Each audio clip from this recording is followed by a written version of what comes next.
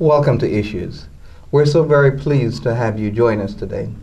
As you may know, for the past few weeks, we've been looking at the topic of success. What are some of the ingredients of success? How does one become successful? Is it absolutely necessary to be successful? Can everyone be successful, or is it just limited to those who are born with a silver spoon? Today, we have a very special guest with us, and we'll ask him to introduce himself. Welcome. Thank you very much. My name is Dr. Ricky Brathwaite. I'm a health economist by training. I live here in Bermuda. This is probably my second year, almost my second year living on island. I'm originally from the United States of America, specifically the Washington, D.C. area. Happy to have you with us, Dr. Brathwaite. My first question, what is your definition of success? You have a PhD. Most PhDs are successful. So how would you define success? So I would take that away from the PhD part. One of the things that I do define as success is being able to be myself despite the things I'm going through.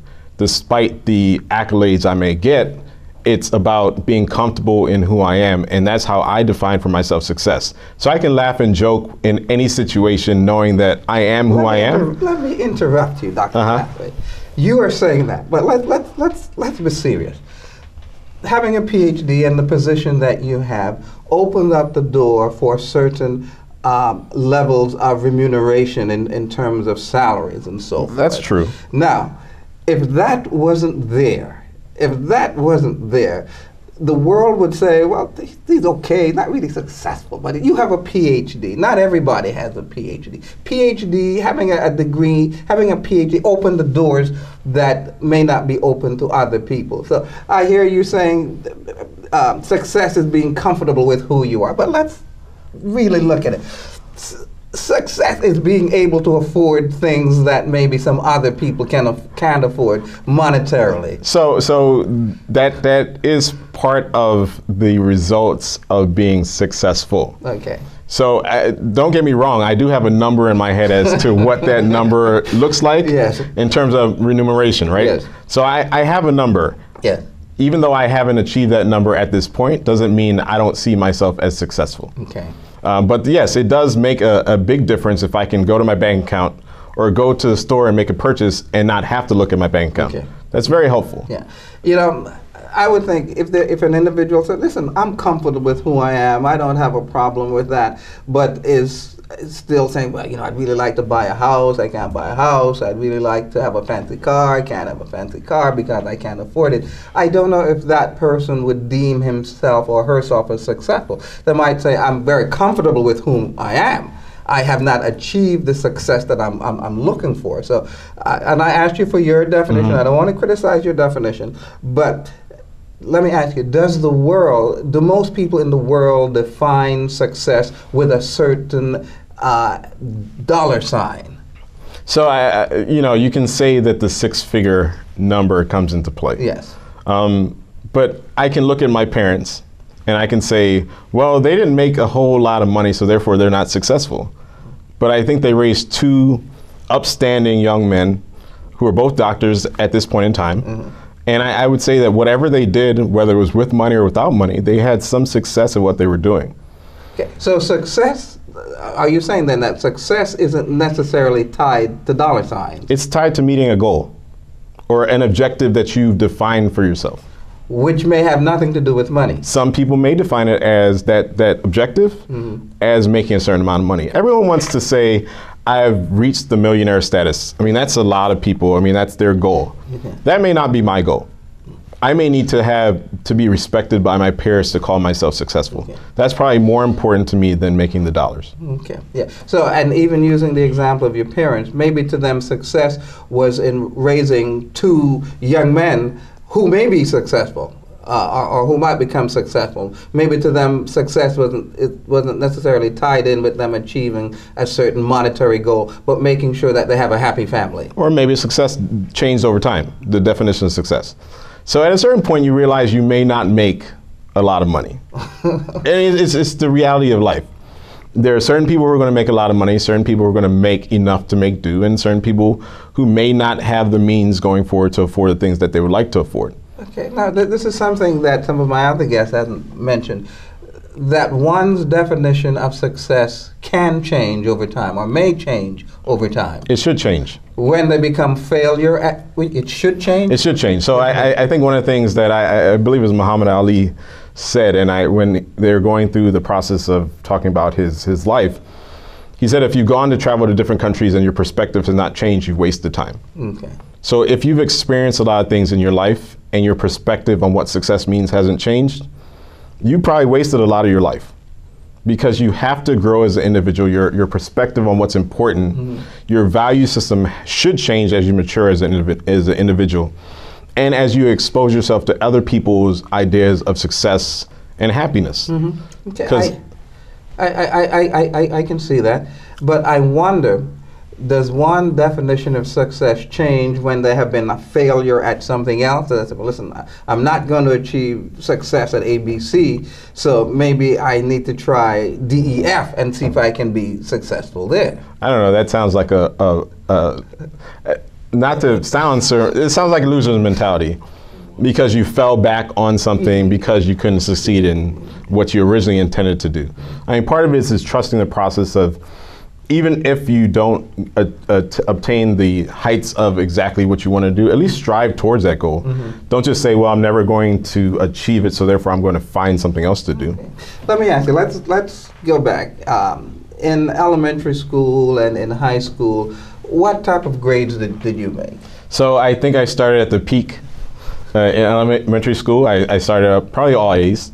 Okay. You know, I was reaching for anything above a 4.0. Yeah. So, you know, anything I could do extra credit on, I do extra credit to get a A+, and so therefore my GPA was great.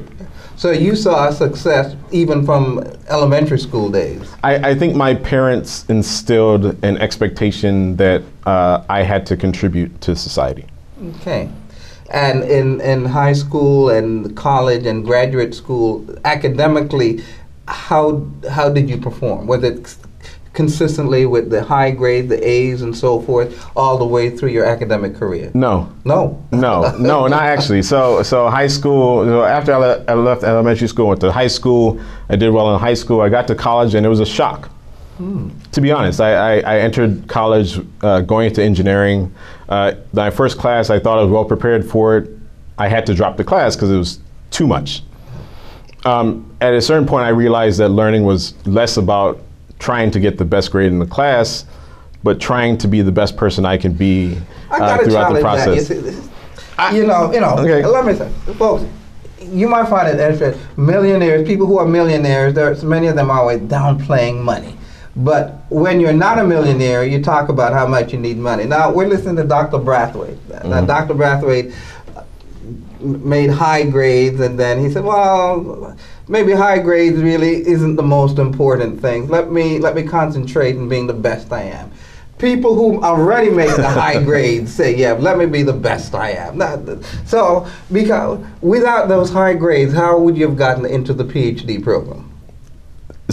You have a good point there. Okay, so I never struggled in school. Yes. But I probably never had to put as much effort into school to get past the classes that I had to take. Yeah. So that probably wasn't me. That was inherently whatever my parents passed down to me and whatever they taught me in terms of trusting God and so forth. That's what got me through, because I honestly didn't put in the kind of effort that I saw other people put into school. So I am blessed for that ability to be able to understand certain subjects and to enjoy them. Right. Now, one of the goals why I've been talking about success, I want young people to be able to see, young people who are watching the program to be able to see and hear how someone can be successful. Okay. So you were, I believe, in the West Indies in elementary, or where were you? So I was in Washington, D.C., so I was in a Seventh-day Adventist elementary school. Okay. I went to a Seventh-day Adventist high school. Okay. I left the Seventh-day Adventist education program and went to a public school, University of Maryland, College Park, where I did my engineering. Okay. I started out in mechanical engineering because one of the things that I learned early on is I wanted to help. I wanted to make the world a better place, per se. And that was always a goal, and especially in terms of healthcare. So I did mechanical engineering, and I changed from mechanical engineering at some point during the process to bioengineering, because I knew it was more related to the healthcare field. at that point in time, I had relationships with various people within the school, and they showed me how to get into the programs for graduate school. One of the big things I've learned about being successful is being able to develop relationships with individuals that can get you Yes. and open the doors that you need to get opened. Because it's not always about how smart you are Yeah. or how hard you work. Sometimes it's just being nice to the right people. Excellent point. Excellent point. And that concept I haven't heard before in some of the other individuals that I've interviewed, that many times success or doors that can be open for you to achieve success depends on some of the relationships that you have formed. Right. Networking. So networking is something that's very important, or can be very important. But on top of networking, if people are going to open doors for you, you better perform. Yes. So it's not like you can just open doors and Yes. just walk in and say, I've Absolutely. arrived. Yeah. Once you get a door open, you need to walk quickly through and you need to perform at the highest standard. Yes. Excellent point. Right. Excellent point. Now, did you do master's and PhD at Maryland University? No, so after University of Maryland, I went to Georgia Tech.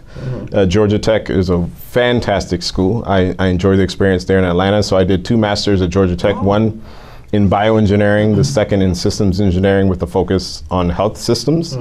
Once I left Georgia Tech, I applied to the Johns Hopkins University, which I saw as at the time, which it still is, the #1 school, Yes. and I was accepted there, and Wow. my whole graduate program was paid for.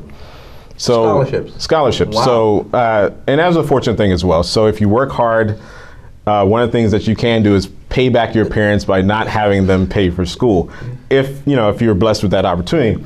So from undergrad at University of Maryland through Georgia Tech, doing 2 master's programs to get my PhD, all that schooling was paid for through academic scholarships. Wow. Now, young people, I hope you heard that good grades can get you academic scholarships that can pay for your tuition all the way through school. Now, did you recognize as you were matriculating that you were being successful? So it's hard. I knew what schools I was attending. I knew that the programs I was participating in were hard. What I didn't realize is how successful I was because I was often the only minority in my classes, which made a difference because I didn't necessarily have the support system, natural support system that I was used to growing up in certain environments. I didn't have that same support system, so I had nothing to compare myself to, like on a personal level. So I knew I could pass the class, but I never had these close relationships where I can compare myself to other people, which probably came in handy because I don't think education is about comparing yourself or trying to compete with the next person with you. It's about trying to make the best of yourself. So I think I had opportunity to compete with myself and to raise the bar for myself in terms of the things I wanted to accomplish for myself. Very good. Now, after you finished your PhD program or your first job, what was your first job? So I started okay, well, it depends on what you mean. So my first job, because my first job is not defined as my first job after academia. Right, so because you may have been working while you were a full-time student, maybe I should ask that. Okay, so I can start off, my first job was in a hospital volunteering when I was young. Okay, good. Which made a difference because that experience allowed me to talk to academic advisors in high school to get into the colleges I wanted to get into. Let's hold it for there, Dr. Brathwaite. We've been talking with Dr. Ricky Brathwaite. Very interesting discussion. We have been looking at success. Dr. Brathwaite kind of, in his definition of success, indicated that one needs to be comfortable with themselves. One needs to be able to understand who they are. We challenged that a little and asked, isn't there some monetary figure attached to success? We've now been looking at, as he matriculated through school, we found out that really grades were something that came fairly easily to him. Good grades came fairly easily to him. One of the things that he has pointed out to in terms of networking can open doors, and when you go through those doors, you need to be able to perform. Now, those of you who have seen other programs on success, you may notice that Dr. Brathwaite talked about his parents. Everyone that has come on here and talked about achieving success, they have mentioned their parents. So one of the things that we're picking up is that be they birth parents or adoptive parent, they are key in terms of one achieving success. We will be right back.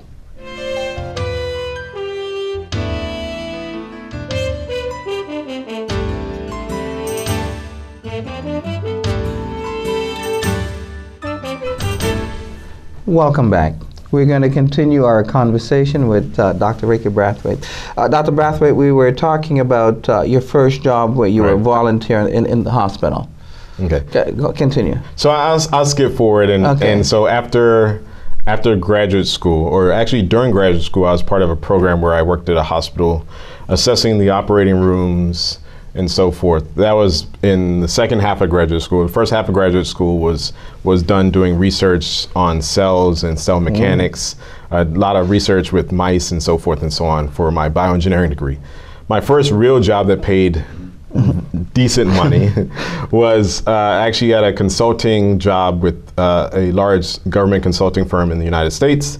That was actually during my second year of my PhD program. So I was actually working full time and doing my PhD program at the same time. Wow. So it was tough, but at the same time, it allowed me to understand more about the industry, about corporate America, about workplace professionalism and so forth, at the same time while I'm learning the theory about health economics. Okay. Let me ask you this. In terms of achieving success, to what degree is it dependent in achieving academic success? So I know there's a lot of people, as you get older, there's a lot of people that you know who have achieved great success without having gone through a traditional route of academics. Academics does give you options to open a variety of doors that you probably couldn't open otherwise. It gives you exposure to people, to be able to understand what you may be good at. So I think for me, academia was important because it allowed me to really refine exactly what I wanted to do with my life and really get in the exact field that I think I can contribute most to. Okay. Can failure play a role in one's achieving success? So failure is hard. Failure teaches you a lot about yourself. And I think it helps you redefine, when we talked about redefining success, failure helps you really refine for yourself what success looks like. Are you happy? Are you contributing to the betterment of humankind? You can go through a process of failure and really realize that maybe I wasn't happy doing what I was doing. Maybe I wasn't happy in the situation I was in, so let me reevaluate my life and really focus on what really makes me happy and what's really important to me. And those things go back again to what your parents instill on to you early on. You may go through a variety of paths along the success track, but it's really those core values that your parents instilled in you that you really at some point really look at and say, that's success. That's success. I'm being good to somebody is success. Being able to give back is success. And it's not about the money, it's about those core things that your parents taught you. In your life, academically or professionally, have you ever experienced failure? Of course. You have? I have. I've been to the bottom. I've been to the bottom. I don't know if I've been to the top. But I'm okay with where I am because I know that every day I'm getting better at what I do. I'm getting better at expressing who I am. And I think the progression that I'm making, I'm happy with. But I definitely have experienced failure. And obviously, you didn't stay at the bottom. You talked about the core values that you get from parents. Those core values were probably instrumental in giving you the energy and the foresight in terms of kind of picking yourself up and moving on. It was. I mean, even having their physical and physical presence and being able to talk to them during those times where everyone else thinks you're successful. But your parents know you may be going through something. They're definitely a support system that you can't reach success without having those kind of people in your life. Now, You've talked about helping people, and I think sometimes when one is successful, it maybe gives them the opportunity of being able to help others. Now, you do some work with young people, volunteer work with young people. What is it you do, and what motivated you to work with young people? I believe even before moving to Bermuda, you worked with young people. So what is that motivation? So part of it is just understanding where I have come from and being able to try to instill something in younger folks that they don't have to possibly make the same mistakes, or if they are going down the same path that I may have gone down and leading to different kinds of failure, that at least they have a perspective of what they're getting into. Yeah. So that's always been important to me, like giving people perspective. You don't have to change your behavior per se. I'm not trying to force something on you. But I want at least to give you perspective so that when you do experience certain things, at least you can look back and say, okay, well, I was at least someone told me about what I was going to experience and why. Okay. In your work with young people, exactly in terms of giving them perspective, have you seen where you have been able to do that with any of the young people that you've worked with throughout the years? So I think with young people, you never, for at least for me, you never look for a verbal response saying, I understand exactly what you said. Mm-hmm. It's more about the relationships that you can build that tells you that they at least got you. Because I think it's important for a young person to be able to identify with you. Because if they can't identify with you, it means you're so disconnected to where they are that anything you said wasn't going to reach home. Oh, okay. Can everyone be successful? So again, success is a personal thing. So if you can set yourself up to not be successful. Everyone can be successful if they define it for themselves. You can't let other people define successful. Okay, okay, very good. So yes, everyone can be successful depending on what they choose to see as success. As success. Okay. It may not be money. It may be having a good family. It may be having a hobby that just open the eyes of other people. So very good. Yes, everyone can be success depending on what they want to be successful at. Right. Success can't be a moving target all the time. What happens, I think, with money is that the more money you get, the target always changes. So if you focus so much on money, you'll never have enough, and you'll never feel successful or content if that's what your focus is.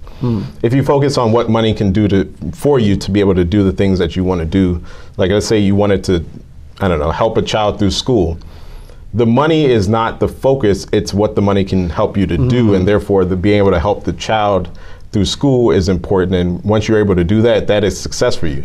But if you only focus on, next year I want to make $350,000, next year you may reach that, but then inherently, I think when you talk about money, there's never enough because there's always more bills because you always do more stuff. So you say, next year I want to make 500. Yeah. Next year I want to make $1 million. And that line keeps on changing because not only do you get into other social circles where people make more money than you, you start to compete with them, and then there's always going to be someone who makes more money. So let me ask you, in your definition of success, and my eyes are coming clearer, your definition of success, while we won't rule out money, it's not the primary thing that would say for you that you're successful. If going back to the beginning, in terms of your definition, it's understanding who you are and be able to live comfortable with the person that you are. That's right. Okay, very good. And in terms of achieving that, you pointed out that parents have a great buy-in or a great influence in achieving that. Right. So one of the things my mom would always say through elementary school, high school, graduate school, to whom much is given, much is required. Yeah. So I think that's always stayed with me. Whatever I have, success for me at this point is being able to give to someone else, because if I'm given a lot, I have to be able to give back, or else for me that definition of success doesn't work. Okay. I can't hoard everything for myself. I have to be able to do that. So for me, success, when I define success, I have to be able to help someone else. Yeah, yeah. And if I don't reach that, then I'm no good to myself. Yeah. And again, interestingly enough, I believe you're the fourth individual that I have spoken to in terms of success, Dr. Brathwaite. And every one of the individuals have also talked about giving back and helping. In fact, every one of the individuals that I have interviewed are volunteering in some type of program where they are giving back to the community. So I'm experiencing where success does not necessarily have a dollar figure on it. In fact, in the cases that I've spoken with individual, success for them, success really didn't have anything to do with money. It had to do with what they are giving back to society. I would say success has a heart.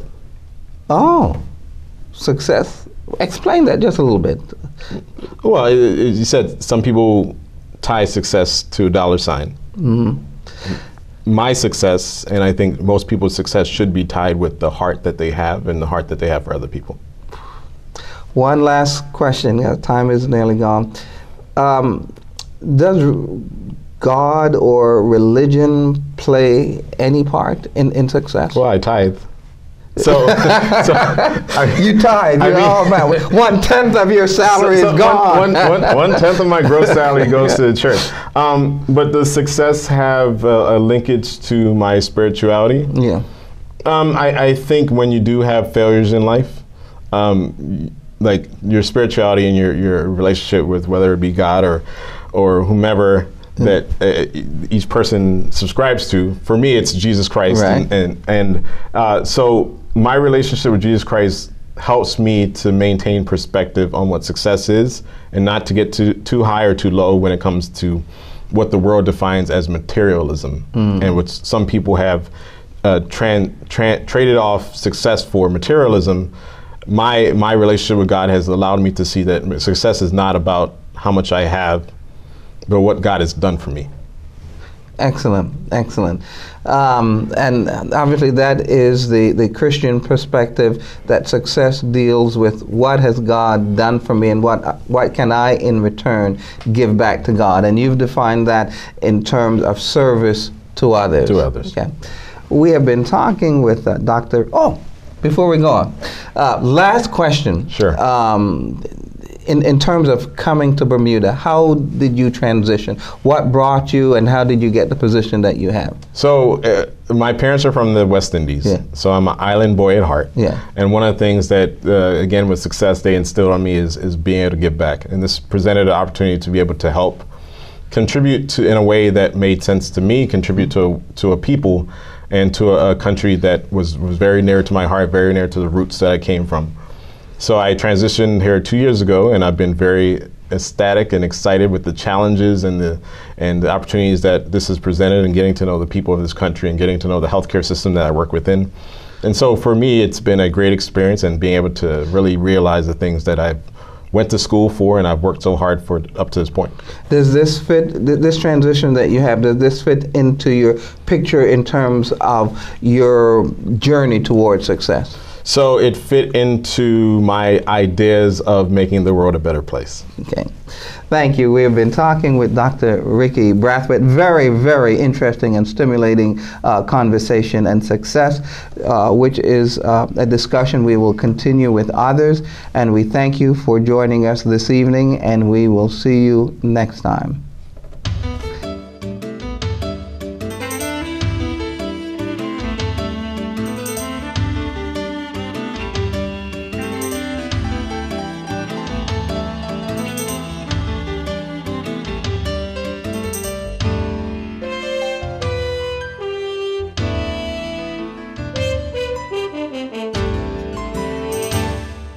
Thank you.